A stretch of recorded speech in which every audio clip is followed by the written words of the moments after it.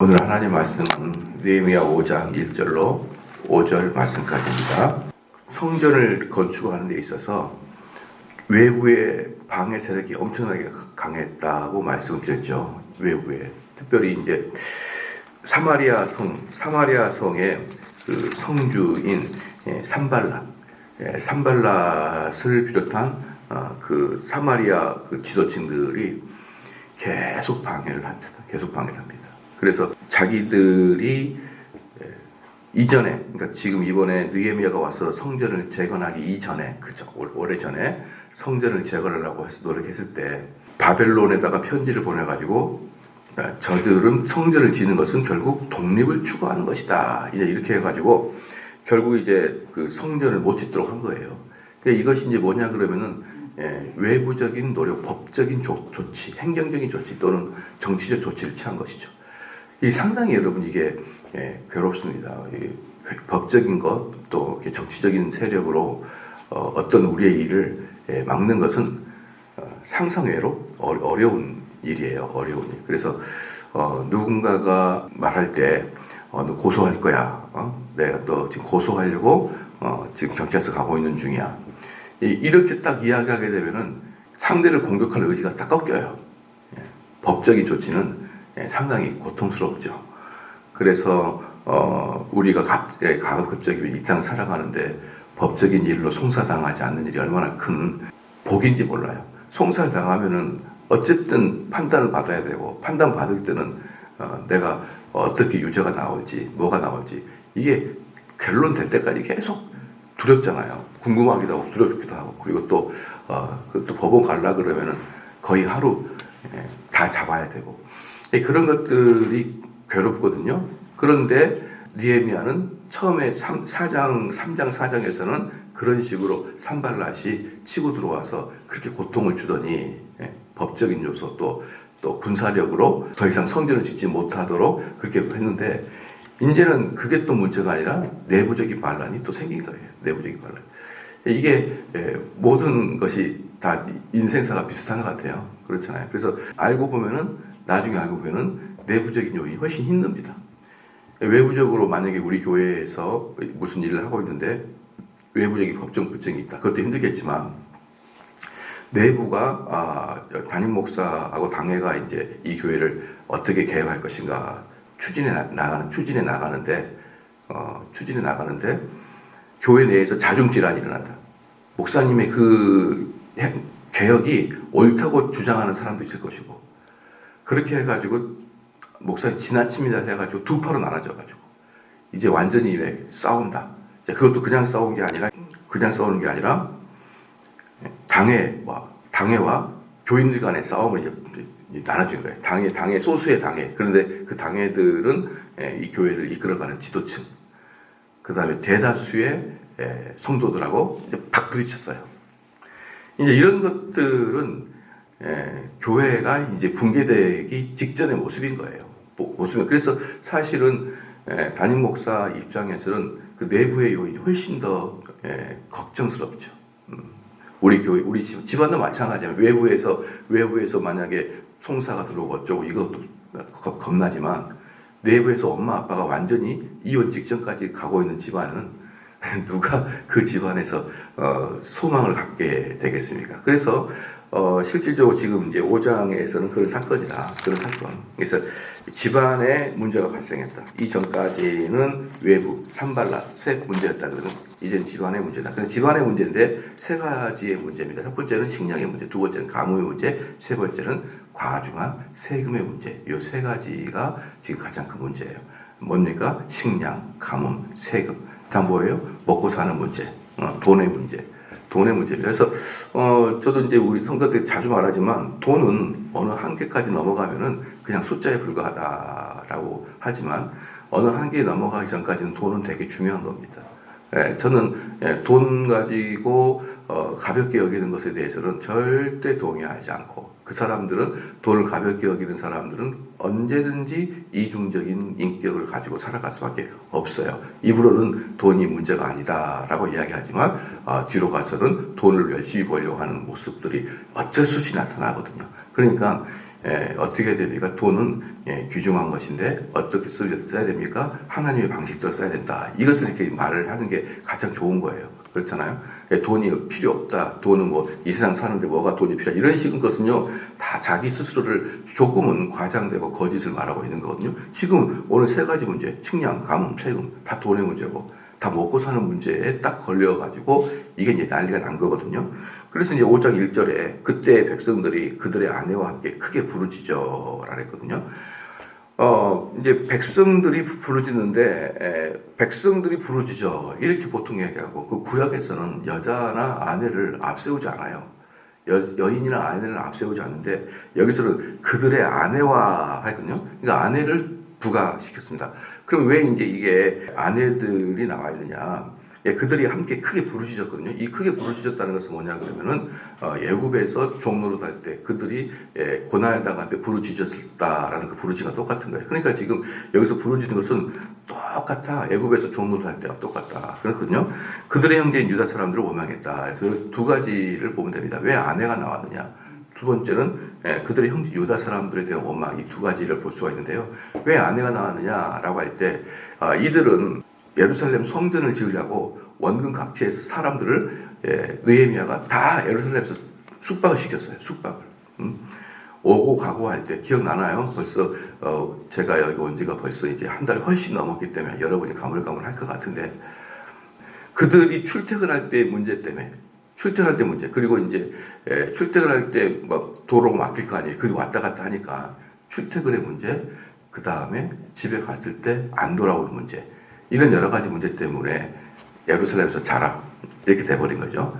그럼 예루살렘에서 자게 되면 이제 어떤 일이 발생합니까? 그 집안에 남편이 있어야 될 일이 있잖아요. 특별히 농사 지을 때 남자가 해야 될 일이 엄청 많죠. 힘쓰는 일이 남자가 해야 되잖아요. 특별히 이제 이스라엘 같은 경우는요, 이제 여기 가뭄이 있다가 가뭄도 제가 가뭄을 지금 이야기해드릴게요. 왜 가뭄이 생겼냐면요, 비가 안 와서 가뭄이 생겼다라고 말할 수 있지만 이스라엘은 원래 비가 안 와요.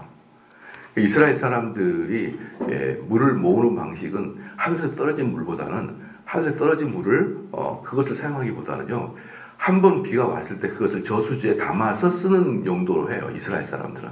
그게 하늘에서 비가 안 내리잖아요. 그러니까 한 번 비가 올 때 큰 웅덩이에다가 물을 담뿍 담아가지고 그 물을 농사를 짓을 때 사용한단 말입니다. 그러면은 그 한 번 비가 올 때 어떻게 됩니까? 남자가 그 수로를 파가지고 그 저수지에 가득 채우는 일을 해야 되는 거예요. 그런데 이런 일을 해야 되고 그러는데 이 남자들이 전부 다 어때요? 다 들어가가지고 지금 예루살렘 성전을 지니까 오도 가도 못하고 있는 상태예요. 그러니까 이 여성들이 난리가 난 거예요. 이 농사를 누가 짓냐, 농사는.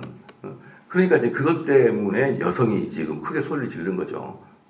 우리 남편이 전부 다 지금 다 예루살렘에서 숙박을 하면서 몇 달 동안 나오지도 않고 이러다 보니까 농사를 질 때, 물을 댈 때 힘쓸 사람이 없고, 또 그것뿐만 아니라 여러 가지 농기구도 있고 그런 것을 다루려고 그러면은 남성이 필요한데 이 남자들이 전부 다 예루살렘 성에 짱 박혀 있으니 이게 어떻게 된 일이냐, 이걸로 이제 크게 소리를 지를 것이고, 두 번째 이제 그들의 형제인 유다 사람들을 원망했어요. 그러니까 이 사람들은 느헤미야를 원망한 게 아니에요. 느헤미야의 이야기는 다 동의하고 옳다. 그것은 그렇게 해야 된다라는 것이죠. 근데 이 사람들이 원망하는 것은 느헤미야의 지도력이 아니라 같은 형제 유다 사람을 공격을 하고 있는 거예요. 이 형제 누굽니까? 유다 사람들 중에 돈 많은 사람, 권세 있는 자들을 원망하고 있는 것입니다. 그게 이제 첫 번째 식량의 문제고, 이제 두 번째 가뭄의 문제까지 가는 것이죠. 2절에 어떤 사람은 말하기를 우리와 우리 자녀가 많으니 양식을 얻어먹고 살아야 하겠다, 이렇게 얘기하는. 그러니까 지금 여기서 말하고 있는 거냐면은, 그러니까 이제 사람들 말하기를 너무 먹을 것이 없으니까 자녀들을 팔아버리는 것이죠. 자녀를 판다. 그래서 양식을 얻고 그걸로 얻거든요. 그러니까 쉽게 말하면은 뭐 돈을 주고 판다라고 할 수도 있지만, 실질적으로 내가 자녀를 몇 명, 한 대여섯 명, 7-8명 키우고 있는데 도대체 이 아이들을 먹이고 살릴 수 있는 방법이 없는 거예요. 이 아버지, 어머니들도 이 아이를 먹일 수도 방법이 없으니까 이렇게 하는 것이죠. 돈을 빌리는 거예요. 돈을 빌리다가 돈이 없다 그러면 두 가지 스텝으로 돈을 받거든요. 첫 번째는 모든 재산을 뺏어가는 거죠. 돈을 빌려줬는데 돈을 안 갚잖아요. 그러니까 이 사람들은 지금 먹을 게 없으니까 어때요? 돈을 빌려야 될 거 아니에요. 누구한테 돈을 빌립니까? 유대 지도자한테 빌리는 것이죠. 왜? 그들은 창고에 돈이 많고 식량이 많으니까. 그래서 지난주에도 그 룻기 제가 설명할 때도 그 지역에 가장 잘 사는 사람들은 그 지파의 고난이 있을 때 창문을 열어 제끼는 것이 그들 지파, 그 장로, 그 지도자들이 해야 될 일이잖아요. 그렇기 때문에 여기서도 유다 지파에서도 유다 지파가 주도적으로 해가지고 예루살렘 성전을 재건축하니까 그렇죠. 예루살렘 성전을 재건축해야 되는데 그때 지도자들은 엄청나게 많은 재산을 갖고 있단 말이에요. 엄청나게 많은 재산을 갖고 있는데 그래서 이제 이런 고난이 올 때 사람들은 먹고 살아야 되는데 돈이 없잖아요. 그러면은 그 지도자들한테 돈을 빌리는 거예요. 돈을 빌리고 식량을 빌리는 겁니다. 그럼 지도자들은 그 빌려주면서 어떻습니까? IMF 터지면은 누가 고통당하는 것이죠? 돈 없는 사람 고통당하는 거. 누가 부자가 됩니까? 돈 있는 사람이 부자가 되는 거예요. 그래서 막 집 같은 거 싸게 나오면은 돈 있는 사람들 그 집을 싹 사가지고 시간이 지나면 몇 배로 뛰고 그러잖아요. 그래서 그 어려움과 고난이 오면 현금을 보유하고 있는 사람은 급격하게 부자가 되는 것이고 현금을 빌린 사람은 다 이제 멸망하게 되어 있는 거거든요. 어려움이 있을 때 없는 자들이 더 신속하게 망가지는 방식이잖아요. 똑같잖아요. 그렇기 때문에 이들은 어떻습니까? 그 유대인들한테 빌린 거예요. 그러다가 돈이 없으면 자기 재산을 파는 거죠. 그러니까 저당 잡힌 거죠. 전당포처럼 전당을 잡히는 거라고.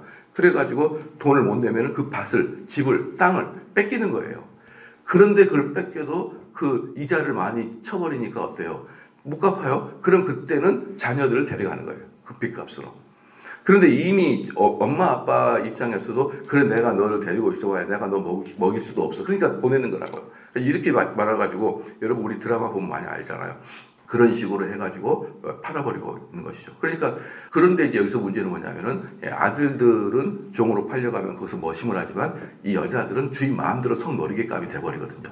그러니까 이 여자아이를 그 파는 엄마 아빠의 마음은 정말 가슴이 찢어지게 아픈 거거든요. 그래서 이제 2절에 어떤 사람은 말하기를 우리와 우리 자녀가 많은 양식을 얻어먹고 살아야겠다 하고 그 다음에 3절에 어떤 사람은 말하기를 우리가 밭과 포도원과 집이라도 저단 잡히고 이 흉년에 곡식을 얻자. 그러니까 이것은 이제 말하고 있는 게 밭과 포도원과 집, 이것은 이스라엘 사람들의 가장 그 기초적인 가장 중요시 여기는 거예요. 옛날로 말하면 우리의 문전옥답을 팔아서라도 우리의 문전옥답을 저당 잡혀서라도 돈을 좀 벌자. 그래야 우리가 먹고 살지. 그러고 해가지고 문전옥답을 싹 다 저당 잡히는 거예요. 문전옥답 싹 다 저당 잡힙니다. 그러니까 4절에 어떤 사람 말하기를 우리의 밭과 포도원으로 돈을 빚어서 왕에게 세금을 바쳤다. 이 왕에게 세금을 바치는데 왜 세금을 바치냐 그러면은 이 바벨론의 그 페르시아의 어떤 정책은 뭐냐 그러면 그들의 전통과 그들의 종교에 대해서는 너그럽습니다. 그 대신에 그들의 세금에 대해서는 엄격한 게 페르시아 정책이었어요. 그러니까 페르시아 같은 경우도 옛날에 우리 몽골처럼 고려한테 세금을 왕팡 딱 때리는 거예요. 1년에 얼마 갖고 와라. 이렇게 때리는 것이. 그러니까 이게 그걸 봐주지 않아요. 무슨 프로테이지로 봐주지 않고 너희들은 1년에 얼마를 내라. 이렇게 그냥 정해주는 거거든요. 근데 이제 문제는 뭐냐 그러면은 이스라엘 전체가 지금 예루살렘 성전을 짓고 있기 때문에 그 돈을 벌지를 못하고 있잖아요. 계속 쓰고 있고 거기다가 이제 남자들이 농사를 못 짓니까 돈이 없는 거죠. 그런데 세금은 동일하죠. 그럼 어떻게 될까요? 국민들한테 세금을 과중하게 물은 거예요. 그러니까 국민들은 난리가 나는 것이죠. 남자도 나가서 일하고 가뭄으로 통해서 먹을 것도 없고 거기다가 세금을 과중하게 때린다라는 거죠. 그러니까 이게 제가 아까 말씀드린 세 가지 문제, 식량, 가뭄, 세금, 이 문제를 지금 이야기하고 있는 것입니다. 이제 왜 이제 이 사람들이 유다 그 지도자들한테 그렇게 화가 났느냐? 5절 말씀에 우리 육체도 우리 형제 육체 같고, 그러니까 뭡니까? 다 우리 유대 지파들은 다 형제 아니냐 이 말이죠. 너나 나나 똑같은 사람 아니었냐? 너나 똑같은 게 뭐냐면 너나 나나 우리가 바벨론으로 포로로 끌려가가지고 다 고생했지 않냐? 똑같이. 그리고 이제 또 뭐냐면 우리 자녀도 그들의 자녀 같고 우리 자녀나 너희 자녀나 똑같지 않냐? 이제 만약에 여러분들이 아주 간단하게 생각한다 그러면요, 정말 이것은 어떤 느낌이 가냐면 여러분 집안을 한번 생각해 보시라고. 집안.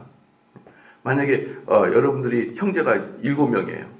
형제가 7명인데 한 명만 잘 살고 나머지는 다 어려워요. 그때 이제 그 어려운 형제들이 잘 사는 형한테 가가지고 돈을 빌렸는데 그 돈 형이 과도한 세금을 물어가지고 이자를 해가지고 너 동생 너 이거 못 갚았으니까 이 집 갖고 와. 너 저기 이 돈 못 갚았으니까 네 아들 갖고 와서 우리 집에서 머신 살게 해. 이렇게 한다 그러면은 얼마나 분이 나겠냐 이 말이에요. 그럴 때 여러분 뭐랄까 형이나 나나 같은 집안 사람이고 형의 아이나 우리 아이나 똑같은 족값벌인데 지금 이게 뭐합니까? 이게 뭡니까? 라고 지금 항변하고 있지 않겠어요? 그러니까 지금 이것은 유다 백성들 안에서의 자중질환이란 말이에요. 유다 백성들 안에 자중질환. 우리 육체도 우리 형제 육체 같고 우리 자녀도 그들의 자녀 같거늘 이제 우리 자녀를 종으로 파는도다. 우리 딸 중에 벌써 종된 자가 있고 우리의 밭과 포도원이 이미 남의 것이 되었으나 우리에게는 아무런 힘이 없도다. 자녀들도 많이 팔았고 딸도 많이 팔았고 우리의 문제로도 팔았는데 문제는 뭐냐 그러면요 우리에게는 아무 힘도 없대 뭐예요? 그것을 상환할 방식이 없다. 만약에 내가 문제롭다고 다시 가져오려면 어떻게 돈을 벌어야 되지 않습니까? 돈을 벌고 저축을 해야 될 것이고 또 우리 아들 딸들 종으로 팔려간 놈들 다시 데려오려고 그러면 돈이 있어야 될 거 아니에요. 근데 돈이 생길 여력이 없는 거예요. 우리나라는 잘 모르겠습니다만 제가 미국을 자주 이야기하는데 미국의 가장 큰 문제는 뭐냐면요. 여러 그 세금이나 월세가 너무 강하다 그랬잖아요. 그래가지고 그 사람들이 미국인들 중에 통장에 2만 달러, 그러니까 우리나라 돈으로 한 2천 몇백만 원이겠죠. 2만 달러가 없는 사람이 40%가 넘어요. 통장에. 그러니까 자기 집 통장에 우리나라 말로 한 2,500만 원이 없는 사람이 40%입니다. 여러분 집안의 통장에 2,500만 원 있을 거 아니에요. 그렇잖아요. 근데 미국에는 없어요. 왜냐면요. 월 벌어서 월 쓰는 경우가 너무 많기 때문에 통장에 거의 못합니다. 그래서요, 그 사람들은 딱 실직이 되자마자 어떻습니까? 모든 렌트비를 스톱할 수밖에 없고 곧바로 노숙자로 갈 수밖에 없는 게 지금 현재 미국의 실상이거든요. 그러면 그 사람은 어때요? 한번 집을 잃으면 되갚을 소망이 없어요. 소망이 없습니다. 왜 그러냐 그러면은 일단 집을 잃으면 노숙자가 되고 노숙자가 되면 일단 회사에서 잘리는 것은 금방 잘립니다.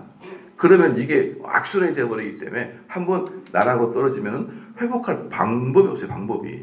그래서 지금 미국 같은 경우는 그게 엄청나게 공포입니다. 공포.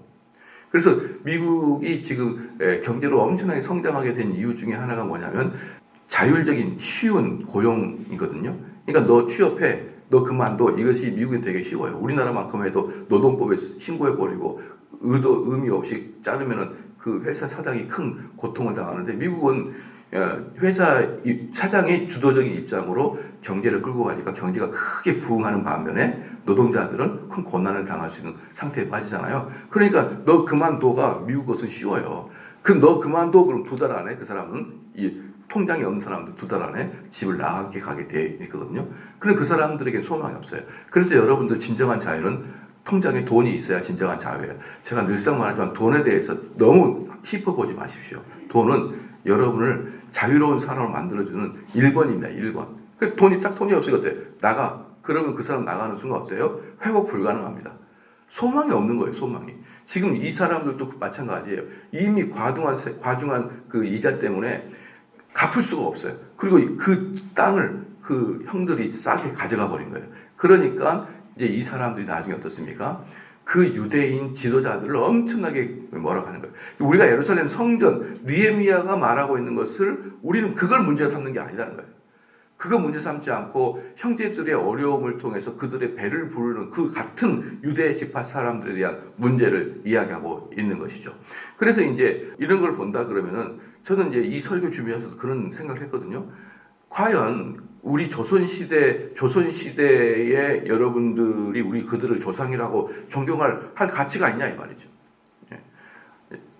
왜냐 그러면 조선시대만큼 악한 시대가 없었어요. 다른 나라 거의 대부분의 나라들은요. 그들의 종을 뽑을 때 전쟁 가가지고 그 사람들 포로로 끌고 와가지고 그들을 종이나 모심으로 삼았습니다.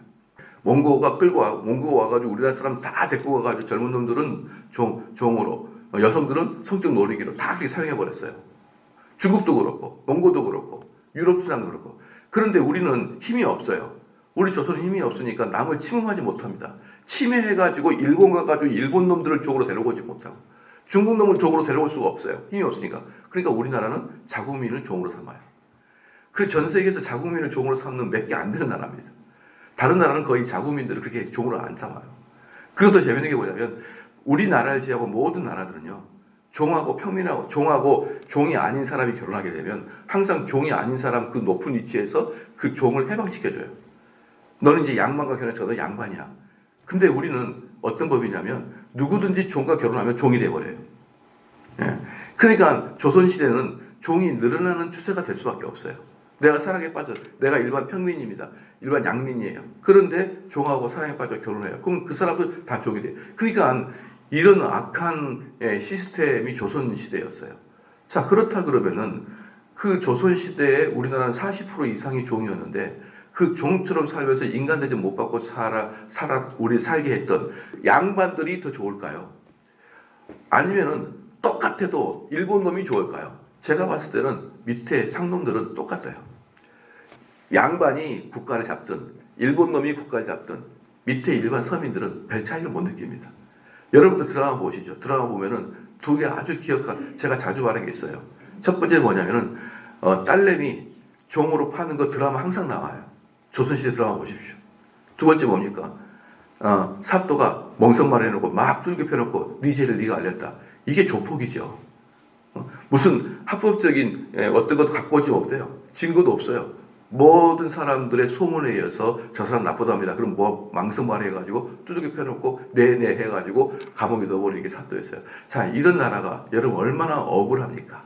그렇잖아요. 그런 나라에서 서민으로 살고 시민으로 살고 그런 나라에서 종으로 사는 거나 일본 순사가 와가지고 일본 놈이 시민으로 우리를 짓밟는 것이나 뭔 차이를 느끼겠어요. 그래서 저는 조선에 대해서는 존경하는 마음이 없습니다. 조선에 대해서는 존경하는 마음이 저는 티끌도 없어요. 그런 나약한 나라를 만들고 그렇게 말도 안 되는 국민들을 자기 형제들을 그렇게 굶겨 죽이고 때려 죽이고 망성 말아서 감옥에 갇히고 그 높은 고리대금으로 형제들을 핍박하는 게 딱 5장 느헤미야 5장 1절에 5절 말씀이에요.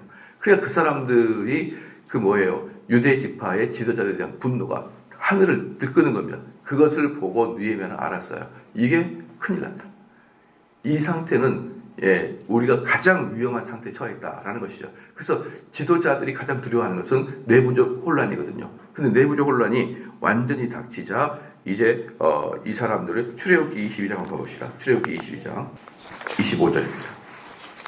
출애굽기 22장 25절.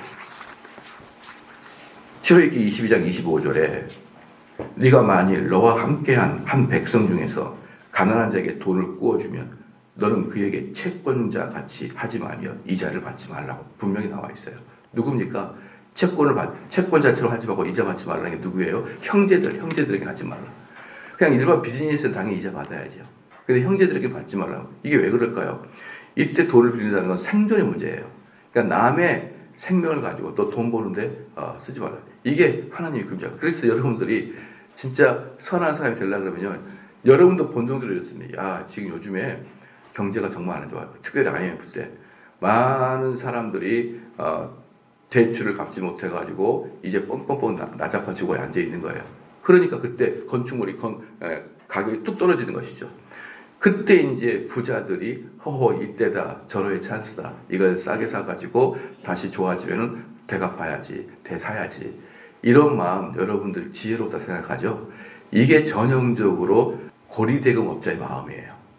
남의 고난과 남의 슬픔을 역이용해서 나는 부자 되겠다. 이것을 여러분들이라고 생각 안 했겠어요? 안 했겠어요? 남의 고난은 곧 나의 행복이다. 이것은 지혜로운 것 같지만 이것은 다른 말로 사악한 마음입니다. 사악한 마음이에요.